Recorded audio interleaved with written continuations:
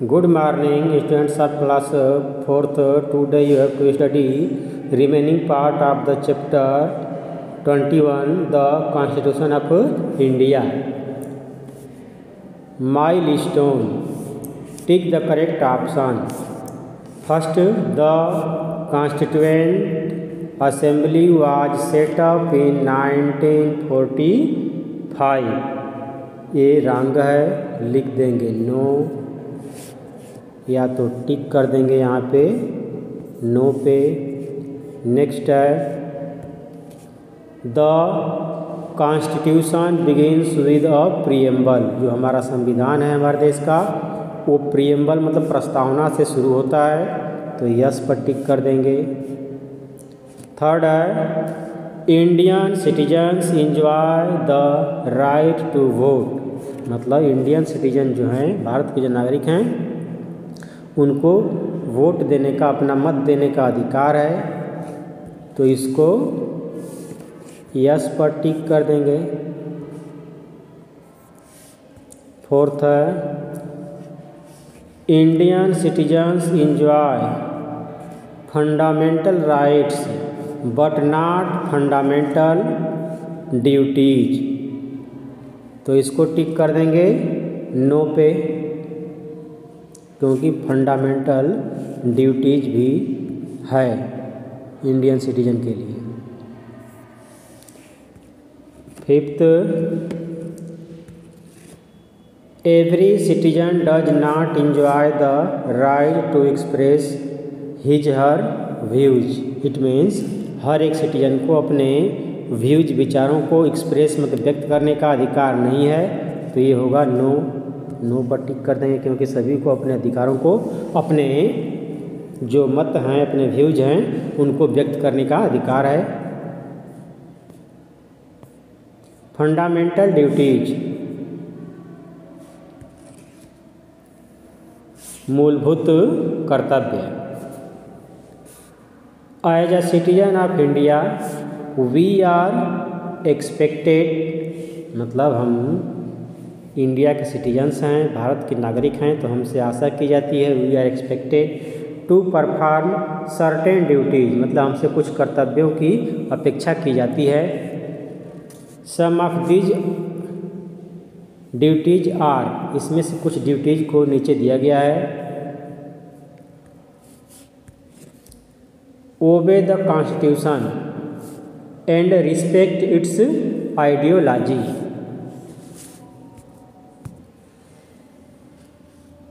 ओबे मीन्स होता है आज्ञा का, ओबे द कॉन्स्टिट्यूशन मतलब संविधान का पालन करना। ओबे मीन्स होता है पालन करना, संविधान का पालन करना। And respect its ideology, ideology means होता है विचारधारा, सेट ऑफ व्यूज, मतलब इंडिया का जो संविधान है उसकी जो विचारधारा है उसका हमको रिस्पेक्ट करना होगा, ये तो करना चाहिए। ये हमारा क्या है, ड्यूटीज है, फंडामेंटल ड्यूटीज है। रिस्पेक्ट द नेशनल फ्लैग, और जो नेशनल फ्लैग है उसका भी हमें रिस्पेक्ट करना है, ये हमारी ड्यूटीज है। एंड द नेशनल एंथम, और राष्ट्रगान का भी हमको रिस्पेक्ट करना है। Follow the noble ideas that inspired our struggle for freedom, हमें उन उच्च विचारों को, नोबल आइडियाज को फॉलो करना है, मतलब अमल करना है, जो कि इंस्पायर किया था। इंस्पायर्ड मीन्स प्रेरित किया या तो मोटिवेट किया। और स्ट्रगल मतलब हमारे स्ट्रगल को, संघर्ष को, फॉर फ्रीडम मतलब स्वतंत्रता के लिए, मतलब जो नोबल आइडियाज हमारे स्वतंत्रता के लिए हमारे देश के लोगों को प्रेरित किया, उसको हमें फॉलो करना है। ये भी हमारा क्या है, ड्यूटीज है। Protect the sovereignty, sovereignty means होता है संप्रभुता, तो संप्रभुता को प्रोटेक्ट करना, उसको सुरक्षित करना। यूनिटी को प्रोटेक्ट करना एंड इंटेग्रिटी ऑफ इंडिया, मतलब इंडिया की अखंडता को भी एक रखना हमारा क्या है, ड्यूटी है। प्रोटेक्ट पब्लिक प्रॉपर्टी, जो सार्वजनिक संपत्ति है, पब्लिक प्रॉपर्टी है, उसको भी प्रोटेक्ट करना हमारा क्या है, कर्तव्य है, ड्यूटी है। प्रमोट हार्मोनी, हार्मोनी में से होता है यूनिटी है तो एकता, यूनिटी को, एकता को बढ़ावा देना। एंड ब्रदरहुड मतलब भाईचारे को बढ़ावा देना। Among all the people of India, India के सभी लोगों में, ये भी क्या है, ड्यूटी है। Protect and improve the natural environment, जो प्राकृतिक इन्वायरमेंट है, वातावरण है, उसको प्रोटेक्ट करना और उसमें सुधार करना, मतलब उसको अच्छा बनाना। Including forest, river and wildlife, उस नेचुरल इन्वायरमेंट में शामिल है forest, river and wildlife, मतलब इसको इम्प्रूव करना, इसको प्रोटेक्ट करना हमारा एक ड्यूटी है। डेवलप अ साइंटिफिक एटीट्यूड, वैज्ञानिक दृष्टिकोण डेवलप करना लोगों के बीच में अपने अंदर, ये भी हमारी ड्यूटी है। Ensure the education of our children between the age of 16 to 14 years, ये भी हमारा कर्तव्य है कि हम सभी लोग, जितने भी पेरेंट्स हैं, गार्जियन हैं, ये उनकी ड्यूटी बनती है कि जितने भी चिल्ड्रेन हैं 6 से लेकर के 14 ईयर्स तक, तो उनके लिए इंश्योर करें एजुकेशन की, मतलब उनके एजुकेशन की व्यवस्था करना, ये हमारी क्या है, ड्यूटी है।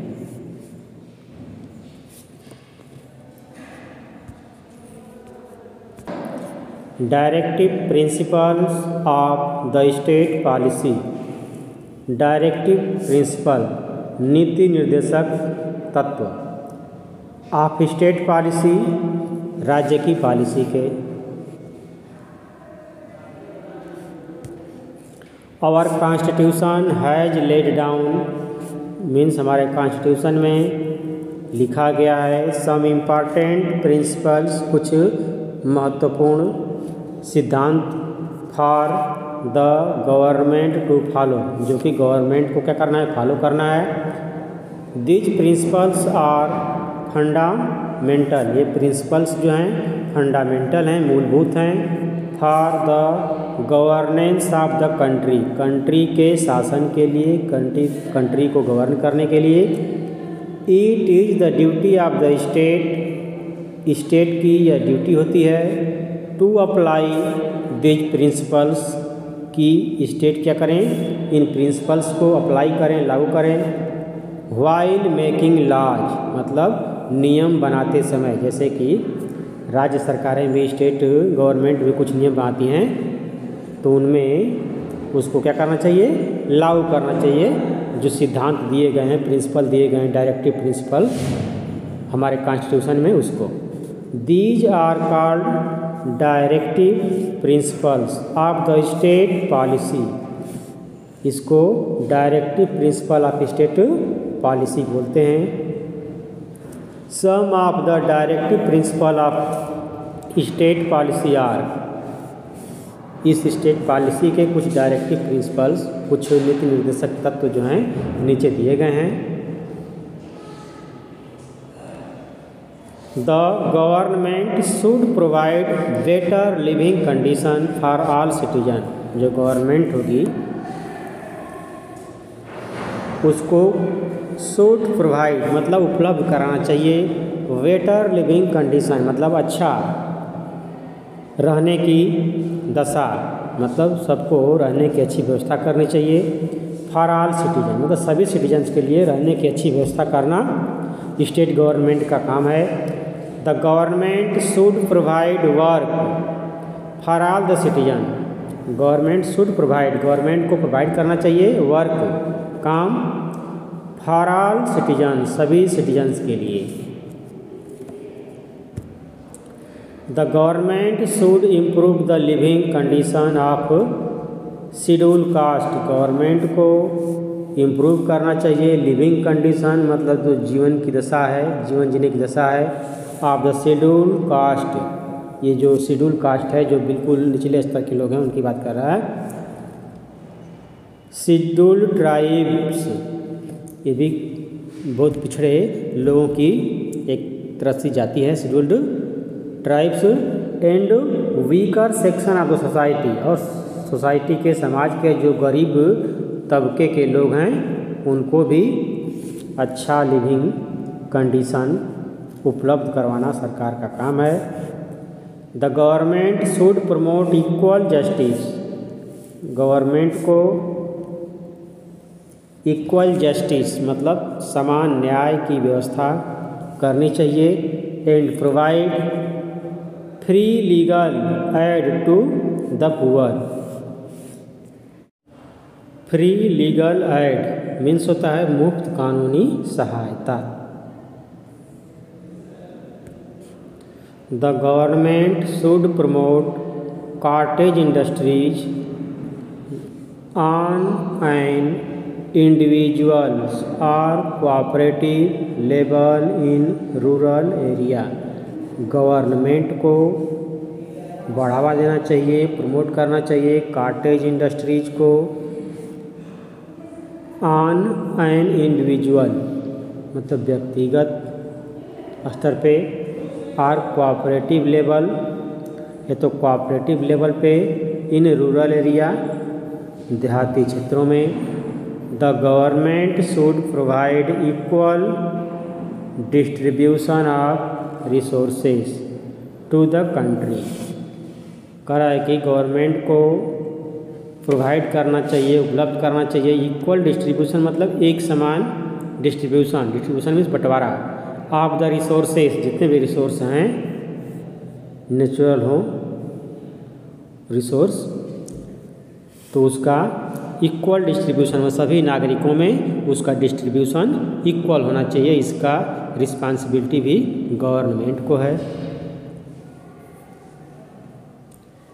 The government should promote the principle of equal pay for equal work, government को बढ़ावा देना चाहिए फॉर द प्रिंसिपल मतलब उस सिद्धांत का जिस सिद्धांत के अनुसार equal pay for equal work मतलब एक समान कार्य के लिए एक समान वेतन मिलता हो। फॉर ऑल सिटीजन्स मतलब सभी नागरिकों के लिए। Now multiple choice question, tick the correct answer. The president of the constituent assembly was, आपका होगा doctor Rajendra Prasad. Second, the Indian constitution came into force on 26 January 1950। Third है, how many fundamental rights are there in the constitution, constitution में कितने fundamental rights हैं, तो 6। Fourth है, right to education is given to children aged between मतलब किस उम्र के बच्चों को राइट टू एजुकेशन संविधान के अनुसार दिया गया है, तो आपका आंसर होगा 6 ईयर्स टू 14 ईयर्स मतलब 6 वर्ष से लेकर के 14 वर्ष तक के बच्चों के लिए। फिफ्थ है, when a citizen is given the freedom to follow its own custom and tradition it is known as, तो इसको बोलेंगे rights to freedom of religion.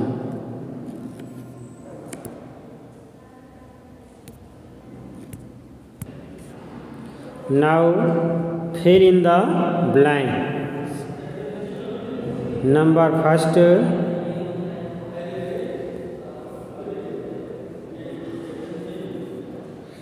The Indian constitution begins with preamble, भरेंगे preamble, which was drafted by the constituent assembly.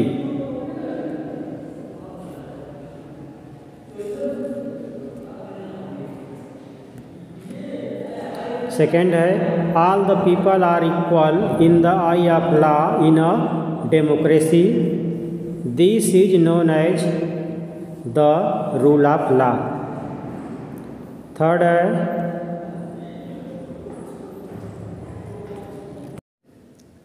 republic means that the country has no monarch to rule over it. Fourth, the Indian Constitution prohibits children below the age of 14 years to work and is known as rights against exploitation. Fifth, the Constitution is the highest authority of a country.